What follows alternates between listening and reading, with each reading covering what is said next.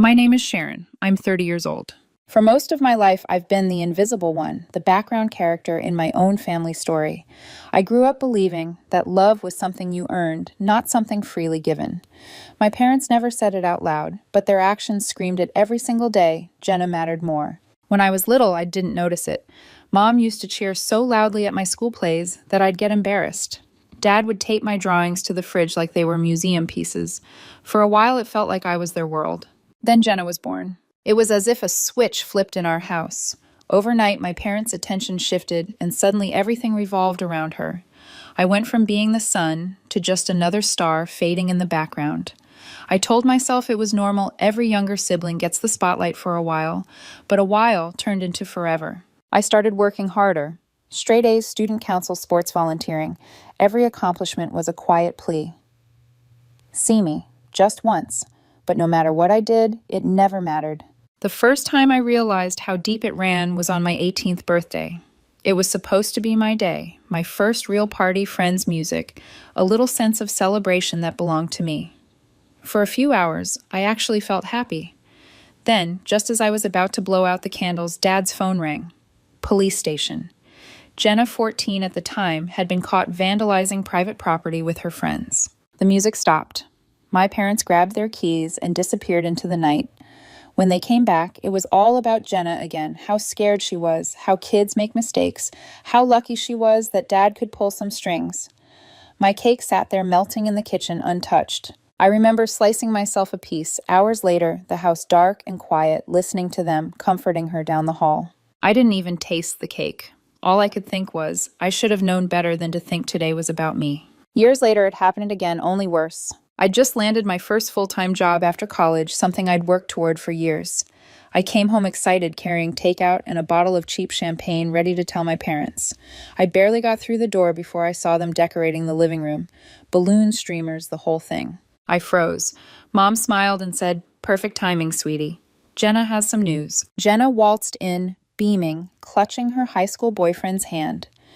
"We're engaged," she said, holding up her ring like she'd just won an award. 17. She was 17. My parents cheered, my mother cried, and me, I stood there holding takeout containers while my announcement, my moment, evaporated into nothing. I laughed it off that night, pretended it didn't sting, but later, lying in bed, I cried until I couldn't breathe. That was the night I realized I'd never win. Jenna didn't have to try. She just existed, and that was enough. I kept telling myself I'd leave someday, that I'd build a life where no one could overshadow me. It took a few more years and a few more heartbreaks before I finally did it. When I was 21, I packed up what I could fit into my old car and left. No goodbyes. No confrontation. I told myself I'd never look back. But distance doesn't erase the damage. It just quiets it. I built my own life piece by piece, working long hours, saving everything I could, climbing my way up until I could afford something that was mine. My first house wasn't huge, but it felt like freedom, a symbol of all the years I'd spent clawing my way out of invisibility. For the first time, I felt proud, safe, seen. Still, there was a part of me that stayed guarded. The part that knew peace never lasted long when it came to my family. Because somehow Jenna always found a way to drag me back into her chaos. And I had no idea that she was about to do it again in the cruelest, most unforgettable way possible. It started on a quiet Sunday evening. I'd just come home from dinner with friends laughing relaxed, the kind of calm I used to think I'd never earn. The air was heavy with the smell of rain, and the streetlights shimmered against the wet pavement. Then I saw it. My house, my sanctuary, was covered in red. At first, I thought it was a trick of the light. Then the shapes took form, crude letters dripping uneven alive. Fraud. Loser. Pathetic. The words screamed from my front door windows, garage, everywhere. The smell of spray paint hit me next, sharp and chemical.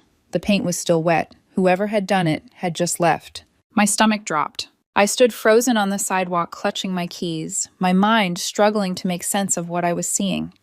This wasn't random vandalism, it was personal. The handwriting was wild and jagged, like someone was trying to bleed their rage onto the walls. I took a hesitant step closer, then another. The rain had started again, washing streaks of red down the siding like blood.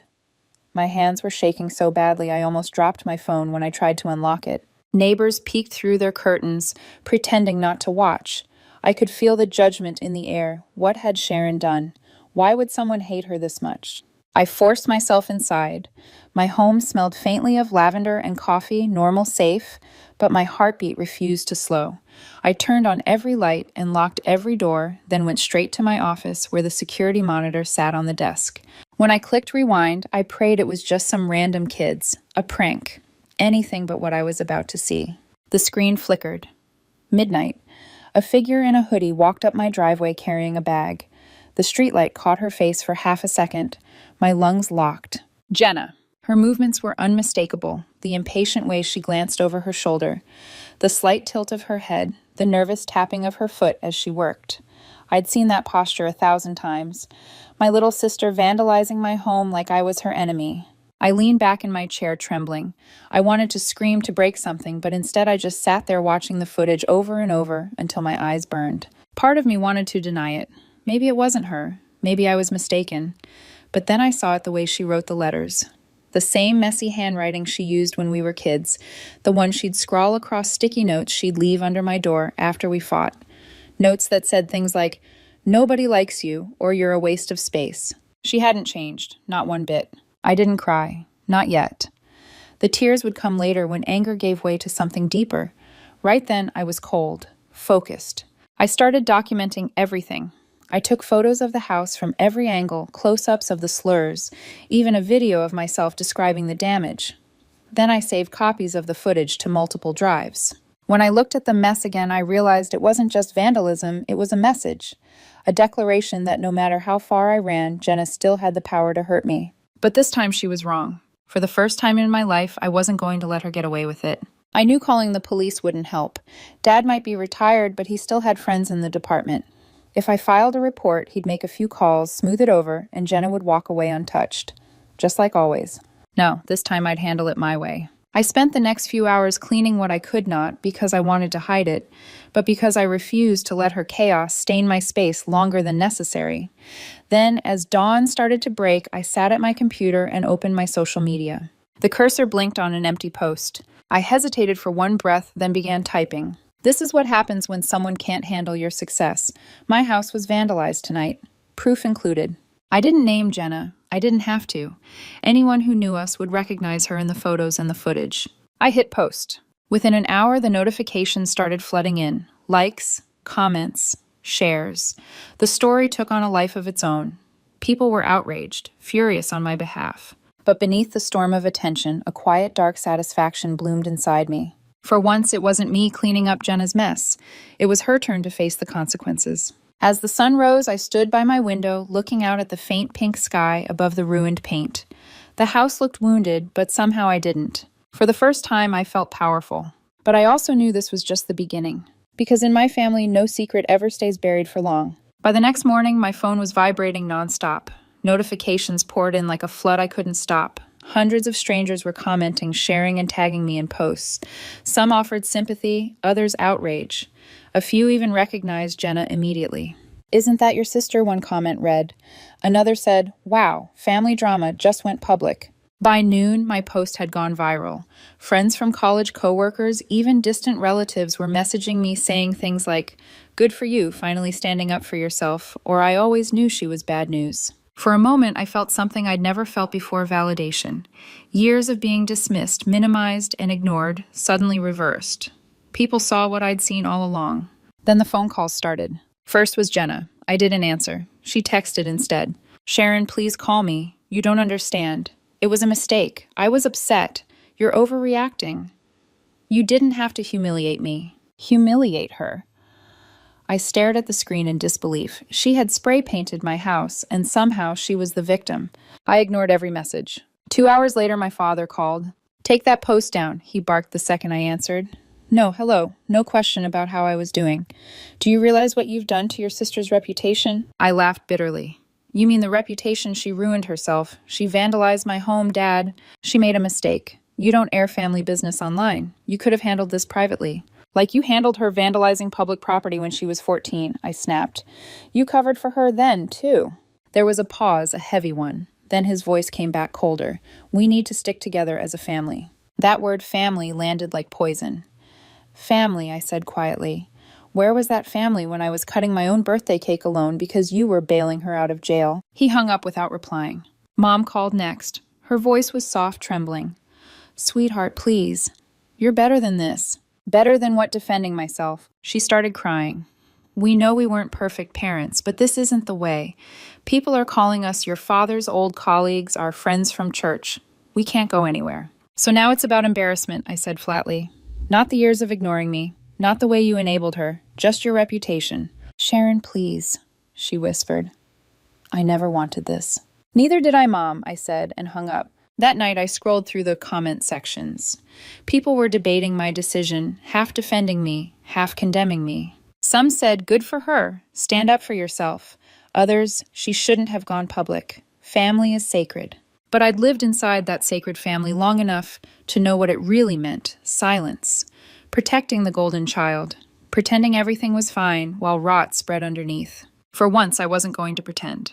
By the second day, the post had over 100,000 views. Then the real storm began. Someone who claimed to know Jenna commented, "Oh, this isn't new. She's been scamming people for years." Another posted screenshots of text messages showing Jenna borrowing money she never paid back. Then came stories about her failed business, how she'd taken deposits for event planning gigs that never happened. The comment threads exploded. Every secret Jenna had tried to bury was being dug up by strangers with pitchforks. I should have felt vindicated, but a knot started forming in my stomach. The truth was spreading faster than I could control it. By the third day, the local news had picked it up. They didn't mention names, but everyone who knew our family could read between the lines. Then came the call from Uncle Mark, always the self-appointed peacemaker. Sharon, honey, listen, he started carefully. Jenna's distraught. She hasn't slept. She's saying you're ruining her life. She ruined mine years ago, I said. She's young. She makes mistakes. She's 26, Uncle Mark, not 16. He sighed. Your dad's taking this hard.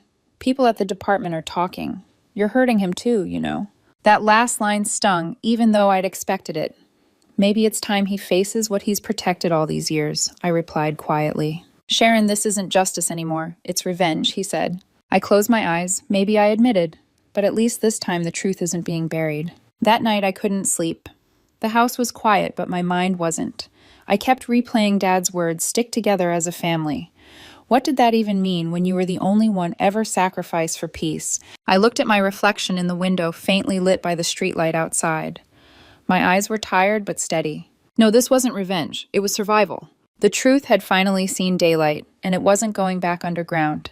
But I had no idea how deep the fallout was about to go. Because the more the internet dug into Jenna's life, the more it started uncovering things that even I didn't know about. And soon the damage wouldn't just be hers to bear. By the fourth day, the post wasn't just a viral family drama anymore. It had become a full-blown scandal. The story had made its way to community forums, gossip blogs, and even a local news site that specialized in human interest pieces. People were dissecting every screenshot, every line of text, every pixel of the video. And then new evidence surfaced. Someone uploaded screenshots of group chats. Jenna bragging about getting away with things because of her dad's connections in the police department. My father's name was there in black and white. He's got my back, she'd written. He always does. It was the kind of quiet corruption no one talks about, the small favors, the quick phone calls, the way power bends when family is involved. Dad had been doing it for years, cleaning up her messes before they ever became public. Now it was all out there. My phone buzzed, nonstop, reporters, relatives, people I hadn't spoken to in a decade. My inbox overflowed with messages, some thanking me for exposing her, others warning me to take it down before I destroyed everything. But the truth was already moving on its own. I couldn't stop it, even if I wanted to.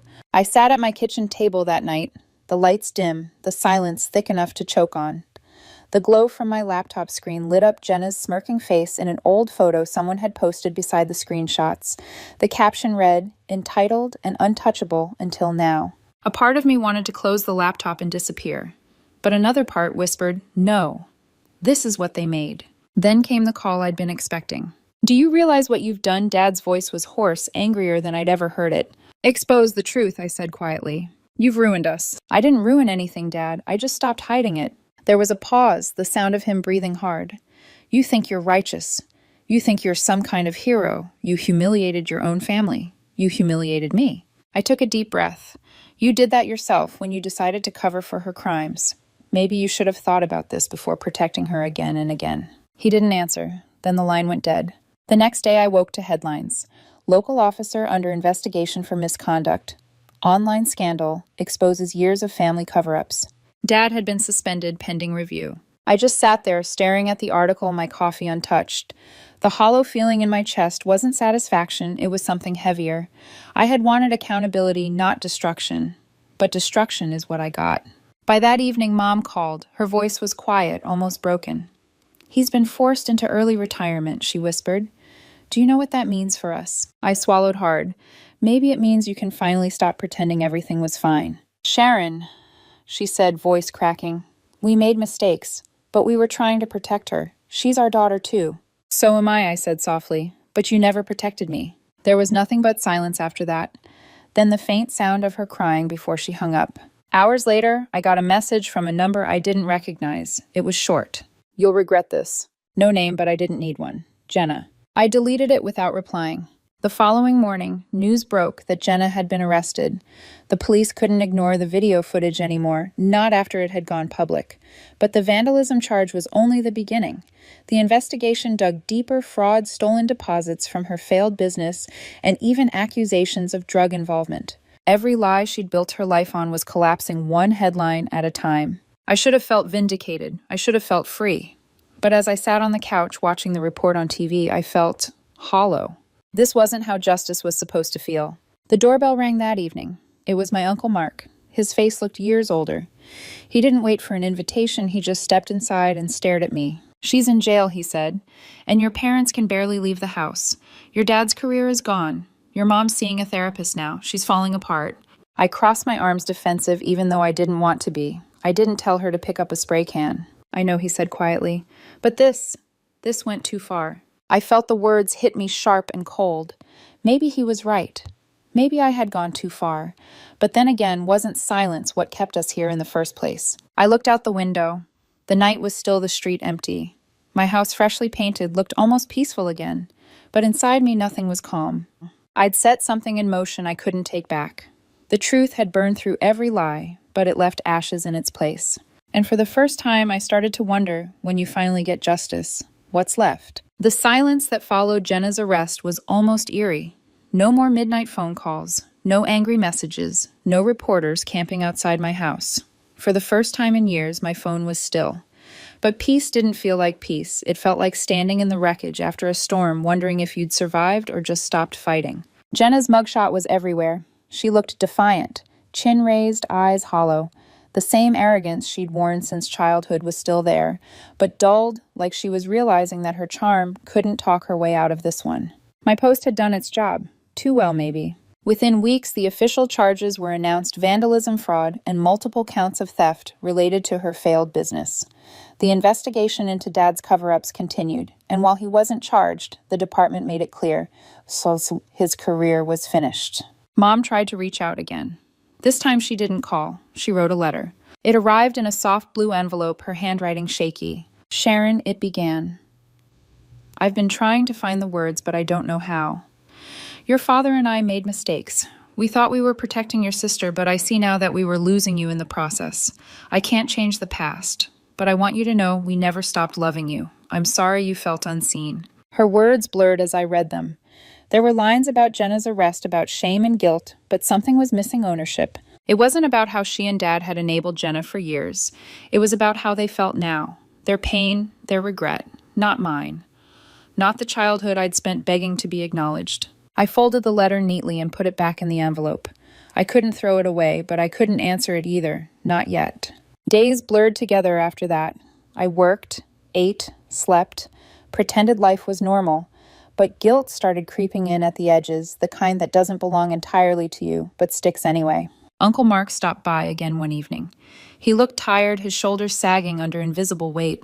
"Your mom's not doing well," he said. "She barely leaves her room." I nodded, saying nothing.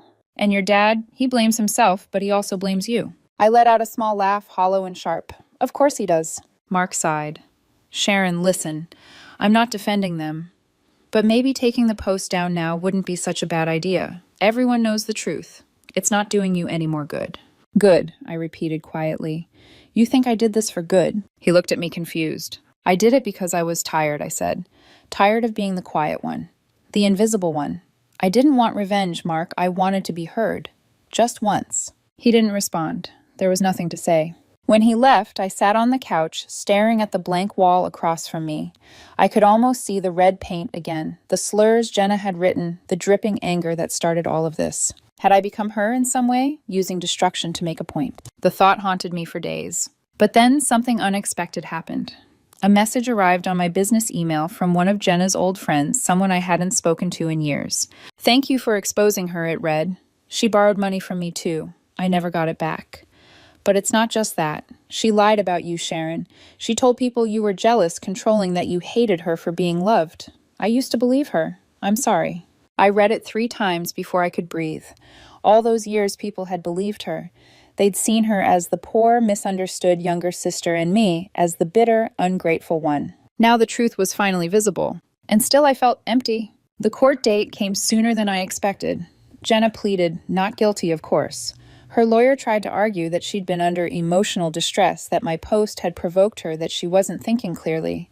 But the evidence was undeniable, the footage, the messages, the confessions from people she'd wronged. When the verdict came guilty on all counts, I didn't celebrate. I didn't cry. I just sat there in the courtroom numb, while the judge handed down the sentence, 4 years in prison. No chance of parole for the first 2. Jenna turned to look at me once before they took her away. Her eyes were wild, a mix of hatred and disbelief, like she still couldn't understand how I'd managed to break the spell she'd cast over everyone for so long. I held her gaze, but I didn't say a word. There was nothing left to say. Afterward, I walked out into the gray afternoon light, the courthouse steps stretching endlessly before me. I expected to feel lighter, freer, but all I felt was tired. The truth had freed me, but it had also cost me everything. My family was gone. My parents' trust was shattered.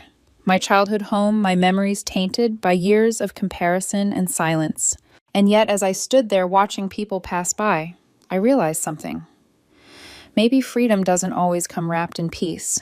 Maybe it comes through ruin when you stop protecting what's broken and let it fall. That night, I deleted every unread message from my family, every voicemail from Mom that started with, "Please call me back." I needed to stop bleeding for them. For the first time in my life, I chose silence, not the kind they forced on me, but the kind I claimed for myself. The kind that meant I was finally done. It's been over a year since the trial.